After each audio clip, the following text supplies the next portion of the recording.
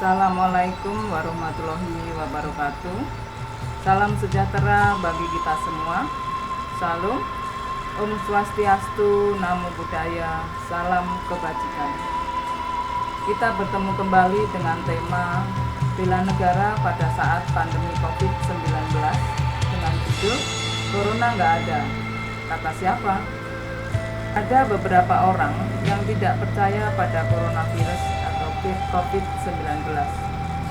Ketidakpercayaan mereka dengan gaya yang bermacam-macam. Contohnya, pasien perempuan di Kota Waringin, Kalimantan Tengah dinyatakan positif COVID-19. Namun, keluarganya menolak isolasi karena punya keyakinan bahwa sakit sang istri dikarenakan setan corona. Juni 2020, seniman TM di Surabaya menyebut kasus COVID-19 hanya akal-akalan pemerintah untuk menghabiskan anggaran. Bahkan Pak TM bersedia menyedot virus corona dari pasien di rumah sakit. Kerto, PD menyalahkan penggunaan masker dalam postingan "Aku ora percaya corona", walaupun akhirnya minta maaf. Berbagai macam gaya ketidakpercayaan pada corona banyak terjadi, antara lain dengan membubarkan tempat karantina, jemput paksa jenazah COVID-19, mencium jenazah COVID-19, atau membawa pulang paksa pasien COVID-19. Pengingkaran corona di luar negeri. BBC Indonesia memberitakan, Brian Lee dan istrinya Ernie dari Florida tidak percaya adanya COVID-19. Maka, ketika awal Mei mereka sakit, mereka tidak mengikuti panduan kesehatan. Akhirnya, Ernie 46 tahun meninggal karena COVID-19. Presiden Brasil, Jair Bolsonaro, positif COVID-19. Sejak awal Presiden Brasil menganggap enteng virus corona. Bahkan, putra sulungnya, Flavio Bolsonaro, juga terpapar COVID-19. Dan lebih parahnya, sepertiga Menteri Kabinet Brasil terpapar COVID-19. Hal ini dikarenakan Presiden Brasil meremehkan pandemi COVID-19 dan melawan karantina oleh pejabat lokal. Dampak corona di dunia dan Indonesia. Liputan 6 memaparkan bahwa 10 September 2020 kasus COVID di dunia sentuh angka 27,7 juta dan Amerika Serikat menduduki urutan pertama dengan 6.359.313 kasus. Disusul India 4.370.128 kasus dan Brasil 4.162.073 kasus. Angka kematian akibat COVID-19, Kompas.com, Jumat 25 September 2020, kematian tertinggi di Amerika Serikat dengan total kematian 206.608 kasus. Kasus positif di Amerika mencapai 7.141.319.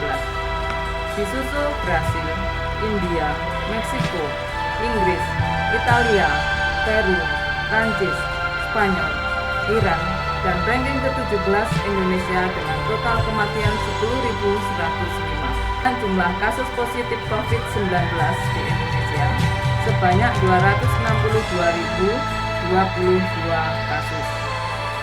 Di samping mengakibatkan korban meninggal dan sakit, virus corona juga memporak-porandakan ekonomi dunia.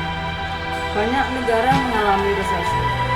Kompas.com 17 Agustus 2020 memaparkan negara yang sudah mengalami resesi antara lain 1. Amerika Serikat, Jerman, Prancis, Italia, Korea Selatan, Jepang, Hong Kong, Singapura, dan Filipina. Bagaimana dengan Indonesia? Menteri Keuangan Indonesia sudah memberi sinyal kemungkinan Indonesia mengalami resesi ekonomi. Nggak ada obat tolak resesi lulur. Dampak virus corona ternyata juga membawa masalah di luar bidang kesehatan dan ekonomi yang kita lihat di sekitar kita.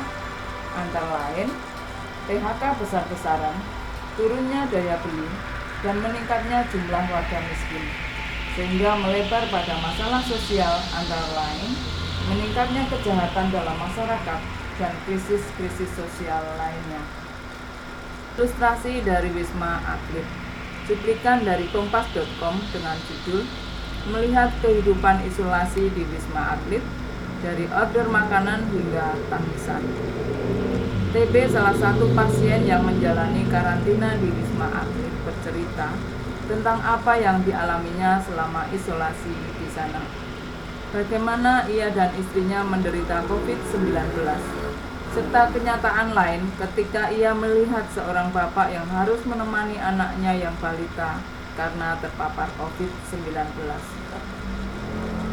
Serta ketika seorang bapak-bapak datang untuk menjalani perawatan, sementara sang istri baru meninggal karena COVID-19. Atau ketika bayi yang masih menyusu harus dirawat dan didampingi ibunya. Demikian juga tentang peran tenaga medis yang harus merawat pasien serta harus jauh dari keluarganya dalam waktu yang lama. Setiap hari mereka harus mengenakan APD yang membatasi mereka untuk makan, buang air kecil, dan BAB. Bahkan mereka sampai harus mengenakan popok dewasa demi menjalankan tugasnya agar berjalan lancar. Ada kalanya tenaga medis berubah status menjadi pasien, bahkan akhirnya harus mati, menjadi korban COVID-19. COVID-19 di Jakarta. Jakarta menduduki peringkat tertinggi kasus COVID-19 secara nasional. Selama PSBB 14 September sampai dengan 27 September 2020, kasus harian COVID-19 di Jakarta selalu di atas 1.000 kasus, sehingga dikhawatirkan ketersediaan pemakaman dan tempat tidur di rumah sakit tidak mencukupi. Bagaimana tanggapan masyarakat?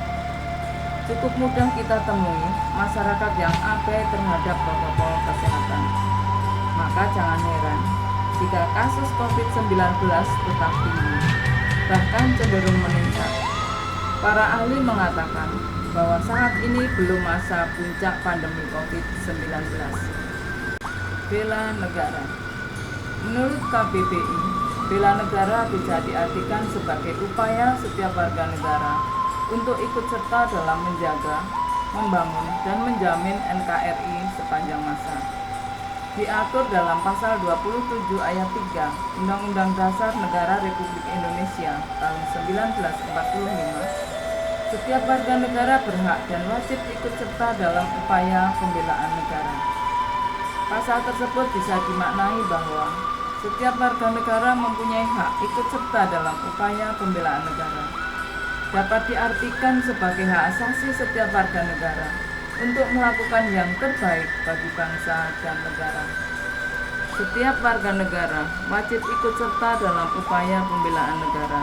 Dapat diartikan setiap warga negara wajib melaksanakan upaya bela negara berdasarkan kebijakan pemerintah sesuai dengan hukum yang berlaku. Siapa yang wajib bela negara? Kita semua warga negara Indonesia. Siapapun kita, profesi apapun kita, suku apapun kita, agama apapun kita. Kalau bukan kita, siapa lagi? Layakkah kita berharap pada negara lain, pada warga negara lain? Jika sampai negara Indonesia tumbang, negara lain yang akan diuntungkan. Karena peluang dan kesempatan akan jatuh di tangan mereka. Jangan habiskan energi untuk berpolemik. Ada hal sederhana yang bisa kita lakukan untuk menyelamatkan negara ini. Tempat kita tinggal, tempat kita hidup, tempat warga negaranya bernaung. Yakinkah kita, jika negara ini tumbang, kita masih akan tetap aman juga? Jadi, patuhilah protokol kesehatan. Hari ini negara memanggilmu. Ibu Pertiwi tak sanggup lagi menangis. Pak De, Bude, Encing Encang, Mas Mbak, Om dan Tante, adik serta kakak.